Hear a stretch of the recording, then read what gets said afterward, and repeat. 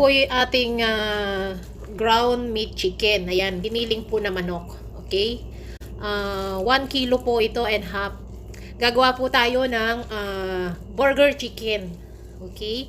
Ang spices lang po natin, ang ingredients lang po natin dito ay 5 klase lang po. Okay? Ito, garlic po ito, tsaka onion. Binlend ko po siya rito. Yan. Kaya ito po yung mas maganda to, malasa. Garlic and onions yan, okay? Pino na po siya, yan. Para hindi na po tayo gagamit ng garlic powder tsaka onion powder. Mas masarap po to, malasa siya. Ganito po yung ginagawa namin sa KSA, sa burger chicken. Ayan po. Garlic and onion siya. So, okay. Ito po sila. Bawang at sibuyas muna po ito, okay? And then, maglalagay po tayo ng 5 spices powder. Okay? Ayan, dito po nabibili ito. Mix-mix na siya. Okay? Ayan po ang kanyang itsura.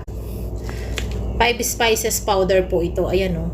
Lalagyan ko lang po siya ng 2 teaspoon. Okay? And then, itong ating paprika sweet. Ayan. Paprika sweet, masarap po ito.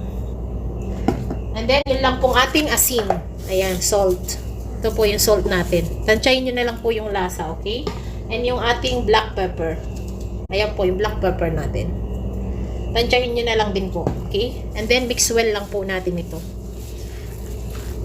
Burger.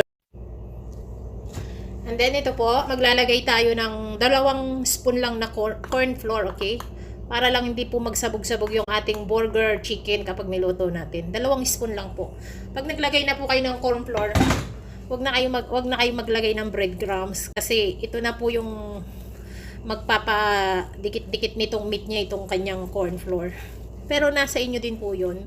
Kung gusto niya po rin pong gumamit ng breadcrumbs. Yung iba naman po nilalagyan nila ng egg. Ako po hindi na. Ganito na lang siya.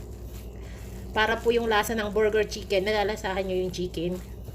Kasi pag marami na po itong ingredients, hindi na natin po nalalasahan yung chicken. So, kaya ito lang po yung ilalagay ko.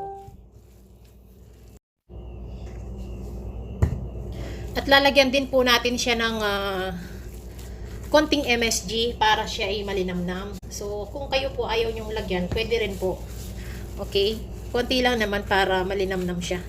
Kasi yung pong iba hindi sila gumagamit ng MSG. Kung meron kayong magic sarap, pwede din yun. Para may linamnam yung inyong burger chicken. Okay?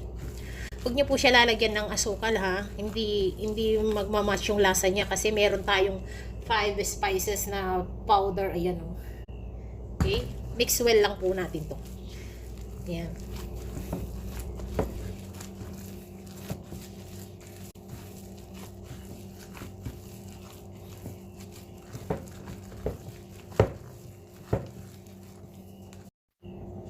Ito, na-mix ko na po siya ng mabuti, okay? Mix well lang po natin pag linagay natin yung mga ingredients natin. Ngayon po, tatakpan natin ito ng plastic wrap, okay? Then, ilalagay muna po natin ito sa ref. I-cool muna natin siya para pag pinorma natin siya ng chicken burger, matigas po siya, hindi siya maglalalag-lalag or didikit-dikit, okay?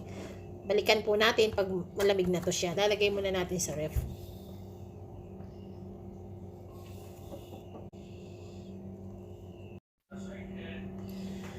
Hello po, ito na po yung ating chicken burger na linagay natin sa ref ng 1 hour or 2 hours, okay? Ayan po, matigas na po siya, okay? At na-marinate din siya ng 2 hours, okay? Mas masarap po yun, ito po siya, chicken burger, okay? So ngayon, gagamit lang po tayo ng wax paper. Ayan, ginupit ko lang po itong mga to. Kasi mas maganda po ito yung dumidikit. At gagamit po tayo ng water para hindi dumikit sa kamay natin. O gagamit tayo ng panghulma na ganito. Kung ano po yung panghulma nyo, mas maganda. Okay? Ayan po siya.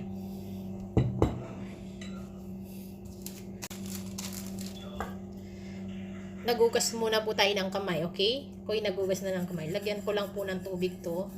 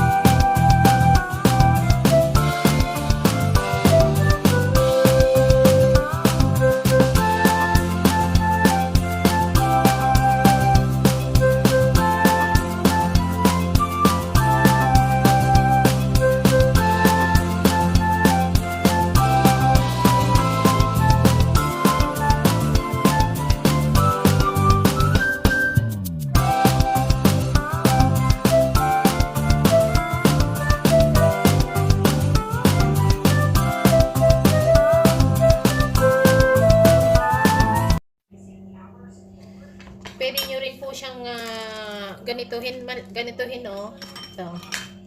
Nasa sa inyo po yon. Basta basahin nyo lang po yung kamay ninyo ng tubig. Tapos pwede nyo rin po siyang ganituhin lang. I-roll nyo lang siyang ganito. Kagaya ng ginawa natin sa burger mushroom. Ayan. Pag na-roll nyo na po, then lagyan lang ng ganito. Then sa taas, ayan. Then press nyo lang siya ng pantay. Okay. Ayan po. And then, bilugan lang po siya ng ganito.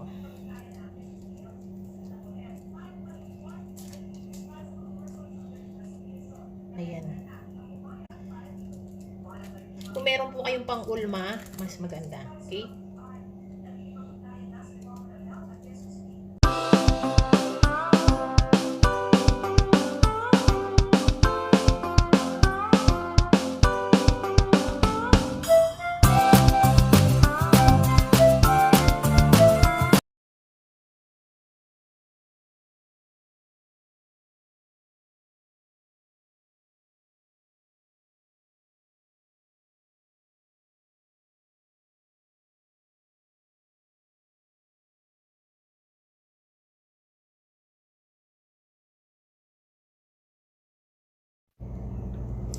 Ito na po yung ating natapos na chicken burger.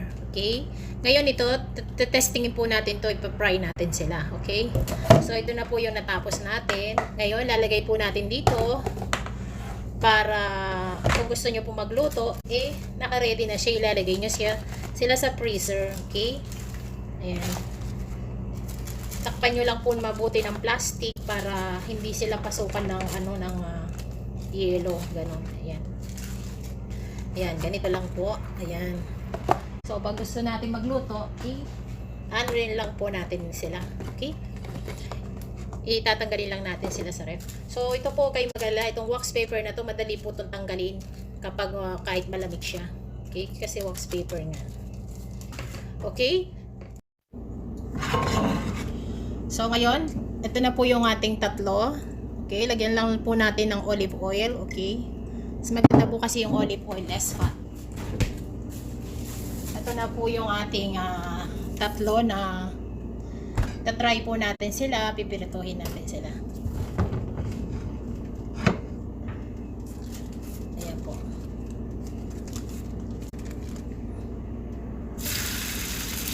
Low fire lang po tayo, okay?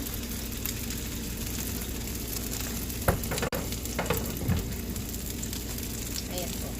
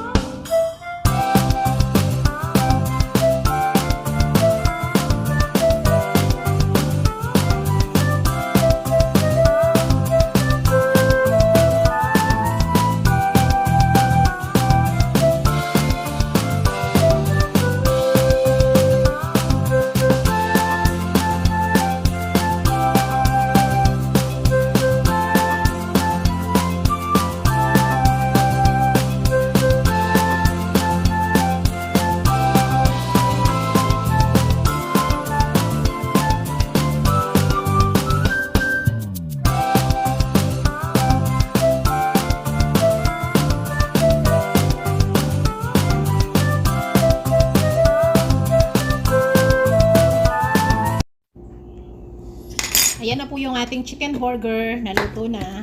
So, ngayon, titikman po natin sila. Ayan. Ito po sila, oh. Ayan. Ayan po. Okay. Ayan po yung kanyang loob. Malambot siya. Kakamayin ko na po kasi ako naman ang kakain. Ayan po.